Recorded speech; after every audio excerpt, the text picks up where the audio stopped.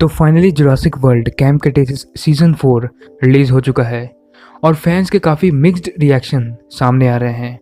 Season 4 की story काफ़ी interesting है but at the same time थोड़ी अनडाइजेस्टेबल भी है। मैं सबसे पहले उन चीज़ों के बारे में बात करना चाहूँगा जो मुझे पसंद आई इस सीज़न की। इस सीज़न में भी बहुत सारे ऐसे मोमेंट्स थे जो काफ़ी इंटेंस थे। स्पेशली स्टार्टिंग का मोज़ोसॉरस अटैक सीन काफ़ी अच्छा था। सभी डायनासोर्स की एनिमेशन एज यूजुअल बहुत अच्छी थी। फाइनली स्पाइनोसॉरस और डायलोफोसॉरस वापस दिखे इस फ्रेंचाइज में। स्पाइनो के सारे सीन्स काफ़ी अच्छे थे और उसका स्क्रीन टाइम भी अच्छा खासा था। स्पाइनो के साथ कुछ यूनिक मोमेंट्स भी थे जो मुझे बहुत पसंद आए। डायलोफोसॉरस का स्क्रीन टाइम काफ़ी कम था पर जितना भी था वो बहुत अच्छा था। सीज़न 4 में कैंपर्स के कैरेक्टर को काफ़ी ज़्यादा ग्रो किया गया है।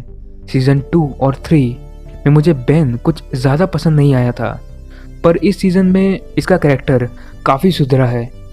लेकिन सबसे ज़्यादा कैरेक्टर डेवलपमेंट हुआ है केंजी और ब्रुकलिन का और उनके बीच का रिलेशनशिप फ्रेंड से भी ऊपर जा चुका है जो कैंप क्रेटेसिस में बिल्कुल नया है और डिफरेंट लोगों के ऊपर डिपेंड करता है कि उन्हें ये पसंद आएगा या नहीं।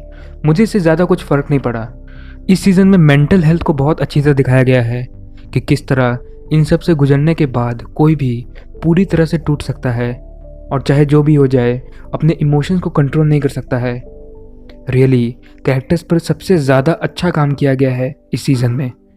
इस सीज़न में हमने 2 टीरेक्सेस को देखा था, एक एडल्ट फीमेल और एक उसकी डॉटर, और इन दोनों टीरेक्सेस का बिहेवियर बहुत एनिमलिस्टिक था एंड आई लव डैट।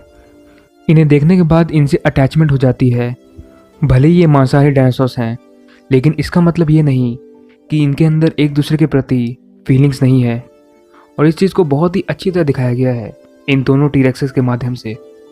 इस सीज़न में एनिमल क्रूएल्टी को भी दिखाया गया है और कुछ तो थोड़े डिस्टर्बिंग थे।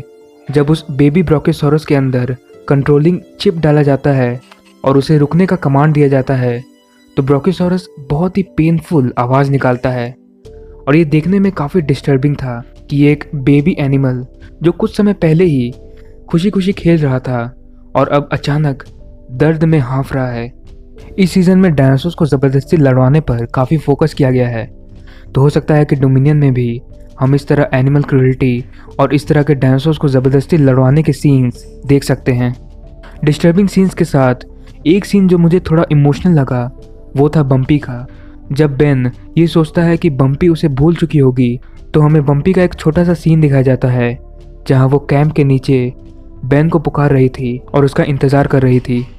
इस सीज़न में सिर्फ 2 न्यू कैरेक्टर्स दिखे, मे और कैश, और ये दोनों कैरेक्टर्स ठीक ठाक ही थे। मे थोड़ी ज़्यादा बेहतर थी कैश से। सीज़न के एंड में एक और कैरेक्टर सामने आता है, केंजी के फादर जो मेंटाकॉप के हेड हैं, और ये था सीज़न 4 का क्लिफ हैंगर। मुझे काफ़ी हद तक लगता था कि केंजी के फादर मेंटाकॉप से रिलेटेड हैं और शायद मैं सही था। तो अब सीज़न 5 में ही पता चल पाएगा केंजी के पिता की पूरी कहानी और केंजी का क्या रिएक्शन होगा इस चीज़ पर। मोस्ट लाइकली सीज़न 5 कैंप क्रेटेसिस का फाइनल सीज़न होगा।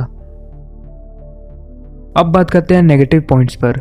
इस सीज़न में सिर्फ एक ही चीज़ थी जो मुझे पसंद नहीं आई और वो है डेफिनेटली ये रोबोट्स। इवन अगर इस सीज़न में नॉर्मली रोबोट्स होते तो भी मुझे कुछ ज़्यादा प्रॉब्लम नहीं होती, पर सीज़न में मोस्ट ऑफ द टाइम हम इन रोबोट को ही देख पाते हैं।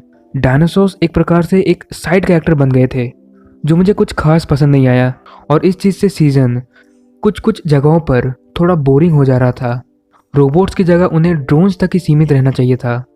इस सीज़न में पिछली सीज़न से भी कई ज़्यादा ऐसी चीज़ें हो रही थी जिनमें कैरेक्टर्स मुसीबत में आते आते बिल्कुल आखिरी सेकंड पर बच जाते थे और ये इस सीज़न में इतना ज़्यादा हो रहा था कि उस मोज़ोसॉरस अटैक सीन के बाद कोई भी सीन उतना ज़्यादा इंटेंस नहीं रहा क्योंकि हमें पता होता है कि एंड में कुछ ना कुछ ऐसा ज़रूर होगा जिससे कैरेक्टर्स बच जाएंगे।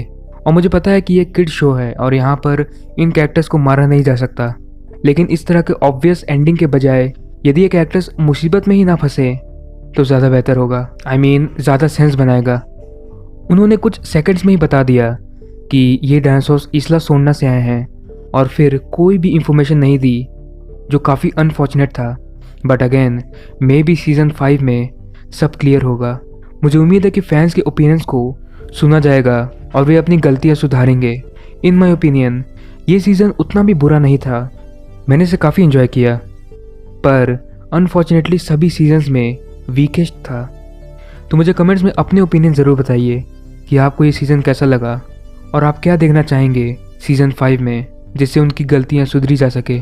और डेफिनेटली यदि वे रोबोट्स को हटा दें और ज़्यादा फोकस डायनासोर्स पर रखें तो आसानी से उनकी गलतियाँ सुधर सकती हैं। But again let's see. तो बस आज के लिए इतना ही। यदि आपको वीडियो पसंद आया हो तो ज़रूर इसे लाइक कीजिए, और यदि आप चैनल पर नए हैं और आप भी फैंस हैं डायनासोर्स या गॉडजिला के तो ज़रूर चैनल को सब्सक्राइब कीजिए। मिलता हूँ अगले नए वीडियो के साथ।